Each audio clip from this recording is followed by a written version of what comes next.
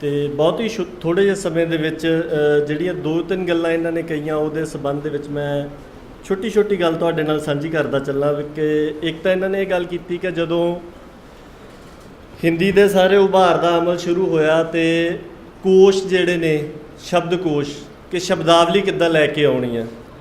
ਸੋ ਉਹਦੀ ਇੱਕ ਹੈ ਤਾਂ ਛੋਟੀ ਜੀ ਪਰ ਬੜੀ ਮਹੱਤਵਪੂਰਨ ਉਦਾਹਰਨ ਹੈ ਕਿ ਪਟਿਆਲੇ ਦੇ ਵਿੱਚ ਇੱਕ ਮਹਿਕਮਾ ਪੰਜਾਬੀ ਸੀ।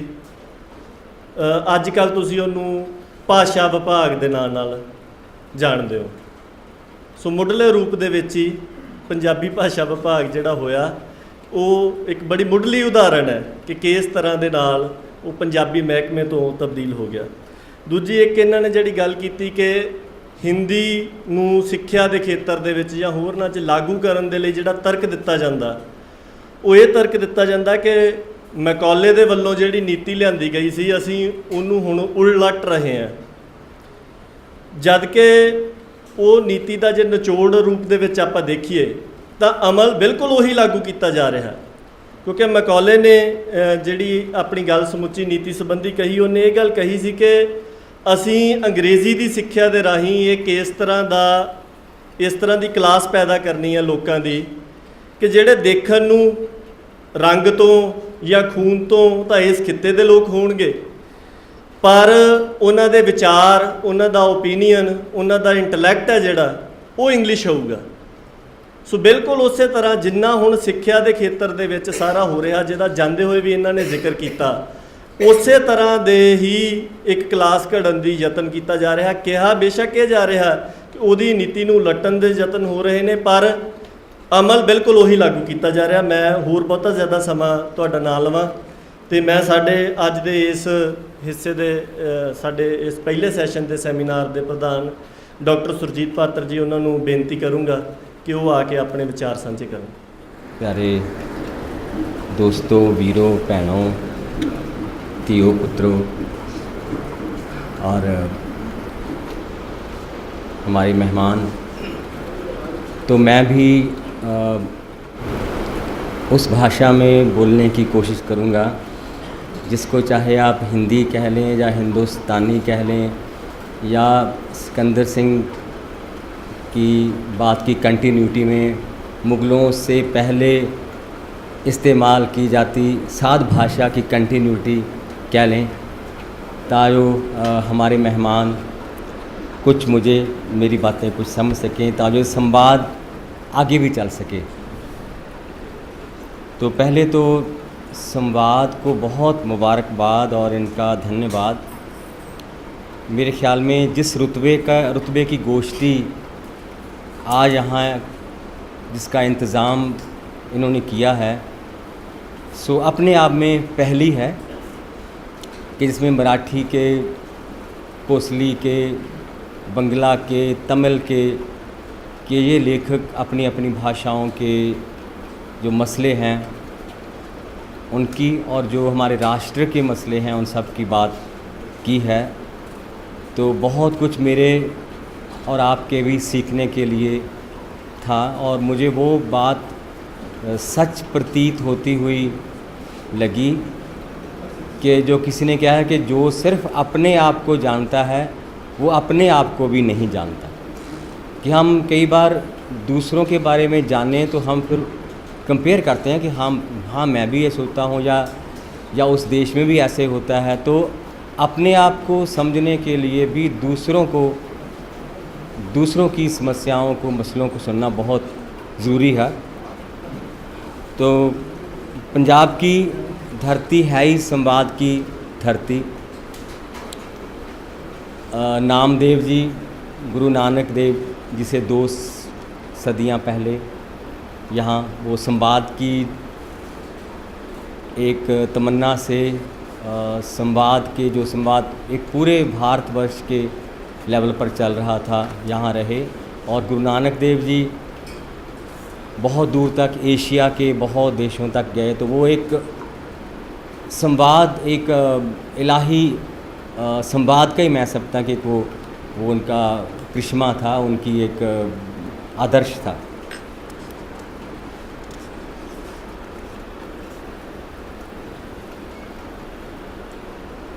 तो दीपक पवार जी ने कि जो बहुत आज मुझे कि दीपक ने एक फेडरल लिंग्विस्टिक पॉलिटिक्स कि हम भाषाओं की स्वतंत्रता के लिए अपनी अपनी भाषाओं की आज़ादी के लिए एक फेडरल ढांचे की पॉलिटिक्स करें कि फेडरल स्ट्रक्चर जिसमें हम कहते हैं कि सेंटर इतना पावरफुल ना हो, ये सब स्टेट्स हों, फेडरल स्ट्रक्चर हो, तो वो बहुत अच्छी बात थी। और गर्गा चैटर्जी ने भी कुछ ऐसे कहा कि हम मातृभाषा के लिए मातम ना करें, हम मातृभाषाओं के लिए एक संघर्ष करें, हम मिलकर एक संघर्ष करें।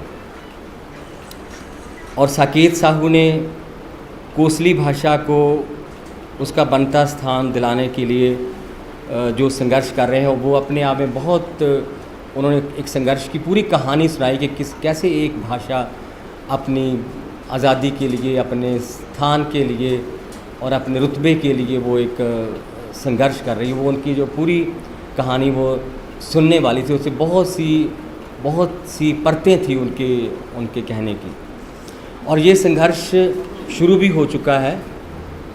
जैसे डॉक्टर जोगा सिंह, मेरे ख्याल में उन्होंने बहुत काम इंडिया के लेवल पर कि उन्होंने एक डॉक्यूमेंट तैयार किया जिसमें उन्होंने एक काम तो ये किया कि उन्होंने कहा कि आने वाले समयों में या इस समय में ही अंग्रेज़ी की चौधर बहुत जल्दी ख़त्म हो रही है, कि जो लोग साइंस में प्रगति कर रहे हैं, जो यूनिवर्सिटियाँ सबसे आगे जा रही हैं, वो हैं जो अंग्रेज़ी की नहीं हैं और भाषाओं की हैं। तो उन्होंने बिल्कुल फैक्चुअली और बहुत जिस कहते हैं डाटा इकट्ठा करके और बहुत इन्फॉर्मेशन के साथ अपने इस अपनी धारणा को उन्होंने स्थापित किया, प्रमाणित किया।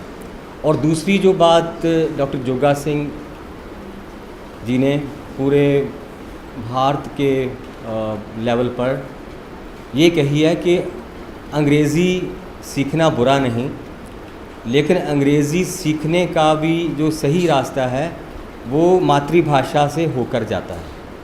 कि ऐसे ना करें कि अंग्रेज़ी से शुरू करें, शुरू आप अपनी मदर लैंग्वेज से ही करें।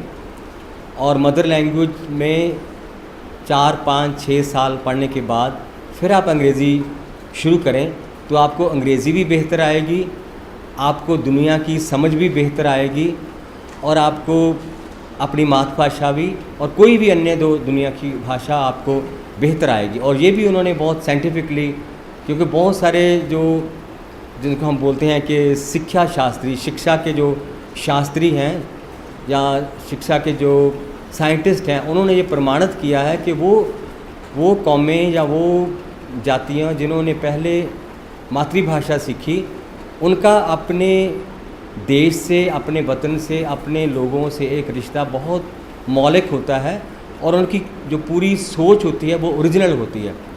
कि जैसे चैटर्जी ने कहा कि हम अंग्रेज़ी में हम ज्ञान बनाते हैं कि हम ज्ञान लेते हैं, हम ज्ञान की कॉपी करते हैं, कि हम इन दोनों ज्ञान बना नहीं रहे। कि हमें कोई कोट नहीं करता कि इंडिया में किसी ने ये कहा या कोई नई सोच हमने पैदा नहीं की कि इंडिया में एक नई थिंकिंग पैदा होगी जिसको हम कोट करते हैं कि ये लाका ने ये कहा, फूको ने ये कहा, दरीदा ने ये कहा। सो हम ज्ञान बस ले रहे हैं।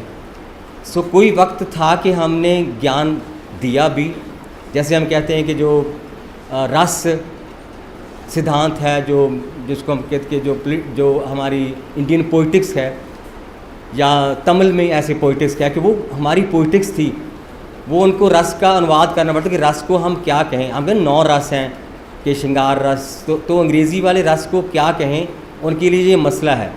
कभी इसको वो फ्लेवर कहते हैं, कभी वो इसको एलिमेंट कहते हैं, और क्या वो उसको जूस कहें, क्योंकि वो ज्ञान हमारा था और उन्होंने ये ज्ञान लिया।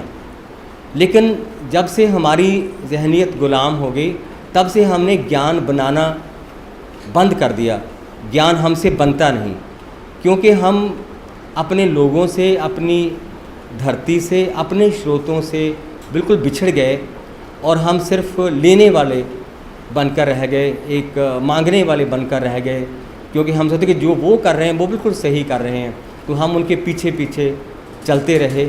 और ये एक बहुत बुरी बात है कि कि जो इससे नुकसान ये हुआ कि हम ओरिजिनल साइंटिस्ट भी हम तभी पैदा करेंगे अगर हम साइंस को अपनी बोली में पढ़ेंगे।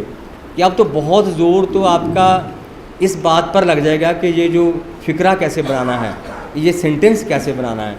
तो आप साइंस भी आपको तभी असल में समझ आएगी अगर आप उसको अपनी भाषा में पढ़ेंगे, और जब समझ आएगी तभी हम ज्ञान बना सकेंगे, ज्ञान पैदा कर सकेंगे।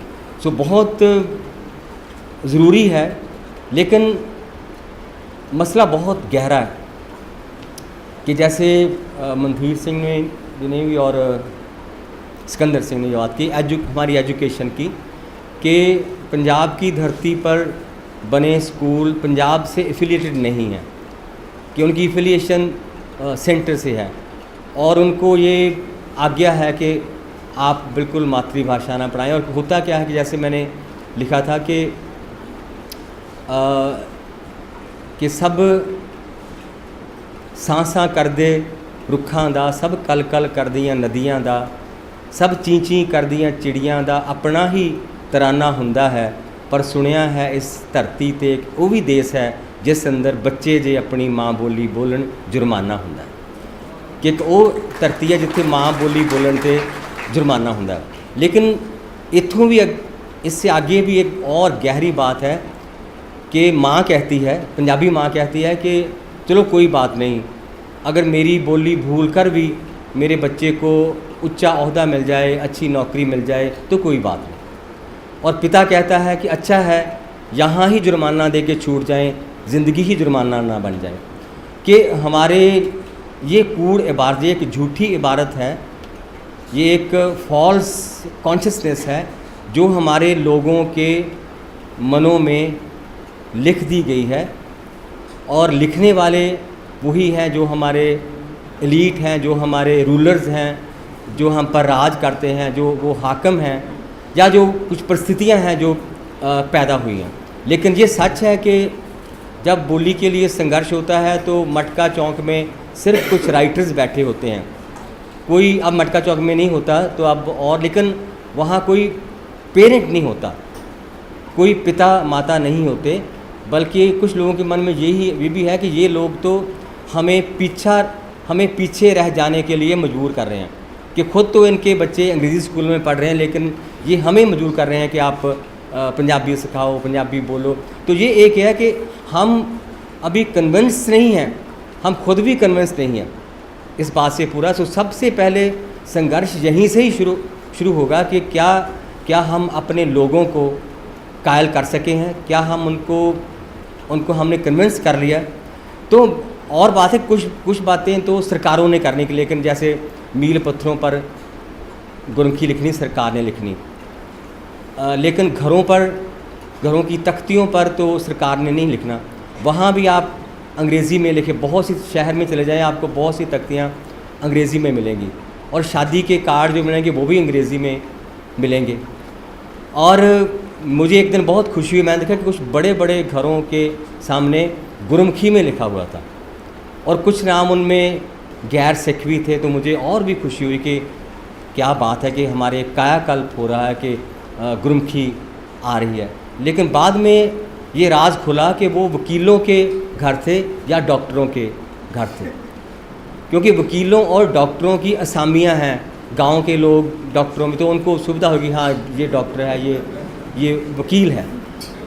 तो ये एक इकोनॉमिक्स का जो सीधा रास्ता, जहाँ जो बात कहते हैं कि अब अभी हम खुद ही कन्विंस नहीं हैं कि हम गुरमुखी को या पंजाबी को अपनाएं, कि हमें पहले खुद को कन्विंस करना पड़ेगा कि वाकई गुरमुखी की, पंजाबी की हमें बहुत ज़रूरत है। और दूसरी बात है कि हमारे स्कॉलर्स, हमारे विद्वान मेहनत करने पे राज़ी नहीं हैं।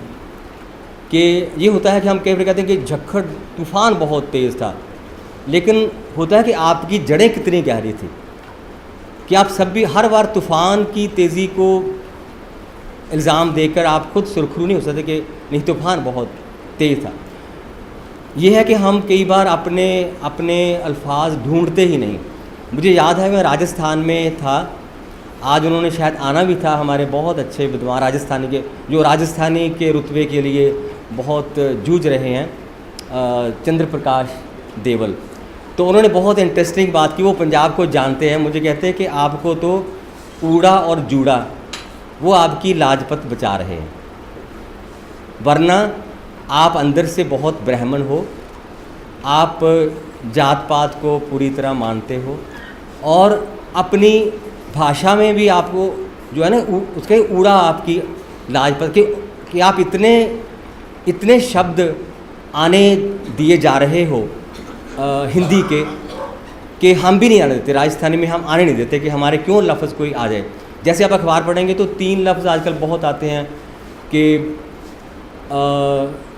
उत्थों दा लोक राज तबाही दी कगार ते।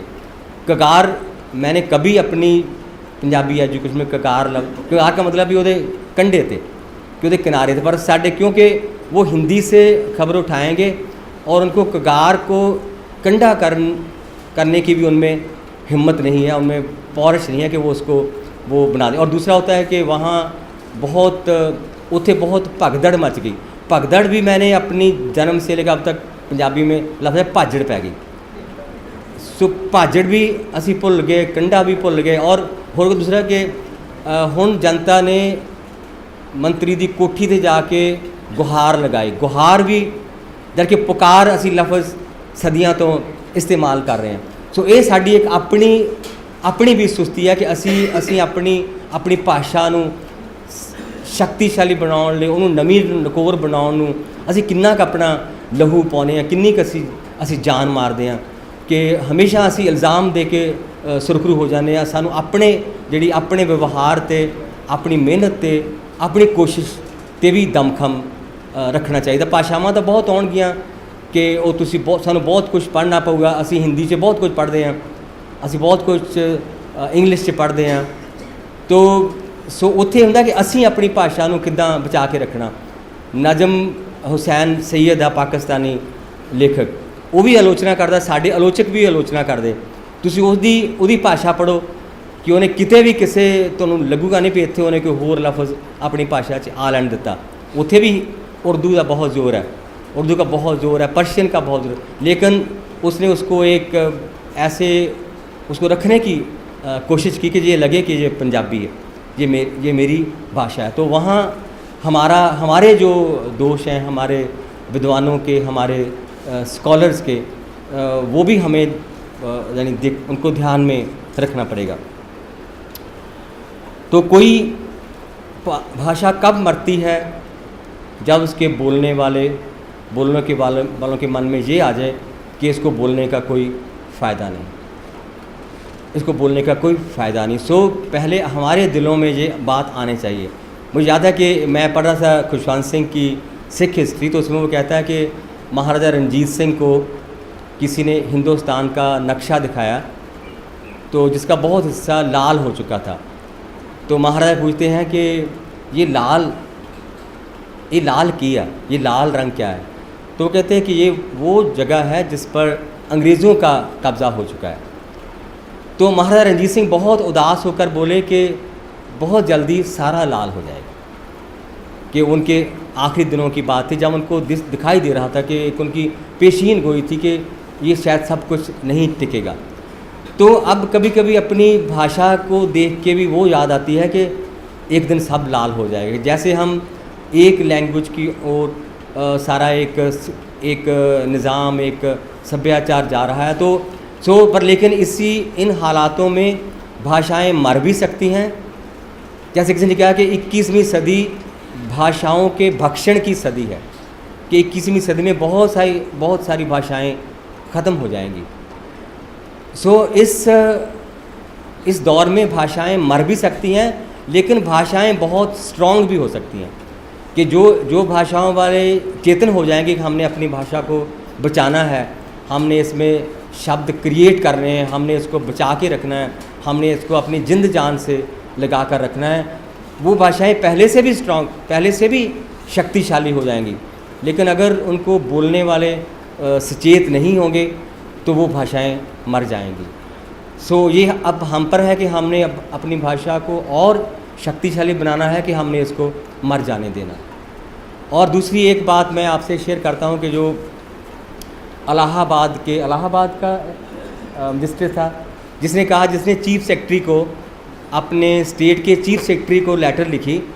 उसने कहा कि क्यों जो हमारे एमएलएज हैं या हमारे लोगों के नुमाइंदे हैं, उनके बच्चे सरकारी स्कूलों में नहीं पढ़ते, कि जो सरकार चलाते हैं उनके बच्चे सरकारी स्कूलों में क्यों नहीं पढ़ते। तो उसने कहा कि ये ज़रूरी होना चाहिए। अगर यही बात हो जाए तो हमारे सरकारी स्कूलों का भी कायाकल्प हो जाए और एक एजुकेशन भी ऐसी हो जाए कि ये नहीं कि अमीर का बच्चा कुछ और पढ़े, गरीब का बच्चा और पढ़े, और ज़िंदगी में ये जो पाड़ा है, जो वायलेंस को आखिर में वायलेंस को रूप देगा कि हम इतनी दूर गरीब और अमीर जाते रहेंगे, तो ये जो बीच का गैप है वो अल्टीमेटली वायलेंस बनता है। सो एक शिक्षा के क्षेत्र में बहुत बड़ी सुधार लहर की ज़रूरत है कि तब पेरेंट्स भी आपके साथ होंगे। अगर आप शिक्षा के सुधार के लिए निकलेंगे तो मापे भी फिर वो मटका चौक में आप कुछ चंद राइटर्स नहीं बैठे होंगे, तो आपके साथ होंगे बच्चों के मापे भी, जिनको अपने, क्योंकि बच्चों के लिए पिता माता कुछ भी करने के लिए तैयार होते हैं। अगर हम इन बच्चों की एजुकेशन के लिए, इन बच्चों की बेहतरी के लिए कोई स्ट्रगल करेंगे तो वो स्ट्रगल यानी दो तरह के, जैसे एक तो फेडरल, एक दूसरा अपनी स्टेट में भी हम अपनी स्टेट में एजुकेशन के सुधार के लिए, एजुकेशन की बराबरी के लिए, या एजुकेशन को एक स्टेट का जो मुद्दा बनाने के लिए अगर हम संघर्ष करें तो उससे हमारी मातृभाषा भी बच जाए। तो कोई पहले कहा करते थे कि माँ बोली जे भुल जाओगे, कखा वांगू रुल जाओगे, पर मैंने कहा कि ये जो लोग माँ बोली को भी नहीं भूले लेकिन फिर भी कखों की तरह रुल रहे हैं, अगर हम उनको बचा सकेंगे तो उनके ज़रिए हम मातृभाषा को भी बचा सकेंगे। सो मेरे ख्याल में तो ये है कि ये दो चीज़ें, कि एक तो हम अपने आप को भी कन्विंस करें और यहाँ भी हो कोशिश करें कि हम पंजाबी को वो रुतबा दें जिसकी ये हकदार हैं। सिख या पंजाबी किसी भाषा के प्रति प्रेजुडिस नहीं हो सकता, क्योंकि गुरु ग्रंथ साहिब में भी कई बहुत भाषाएं हैं, और फिर गुरु गोबिंद सिंह जी के उनके संस्कृत में जापसा पढ़ें, पर्शियन पढ़ें, सो हम भाषा के प्रति हम प्रेजुडिस नहीं हो सकते, लेकिन अपनी मदर लैंग्वेज की कॉस्ट पर हम किसी और भाषा को ऐसे कि वो हमारी मातृभाषा को ख़त्म करते, ये हम होता नहीं देख सकते। सो इन चंद बातों से, क्योंकि ये संवाद शुरू हुआ है, इससे और बातें कुछ हमने बातें सही नहीं कही होंगी तो उनको भी सही करेंगे आप, हमें कहेंगे कुछ बातें, कुछ हम। सो ये कहने सुनने से ही बहुत से दिमागों के मिलने से कोई हल निकलेगा हमारी मुक्ति का। सो इन बातों से आप सबका बहुत बहुत शुक्रिया।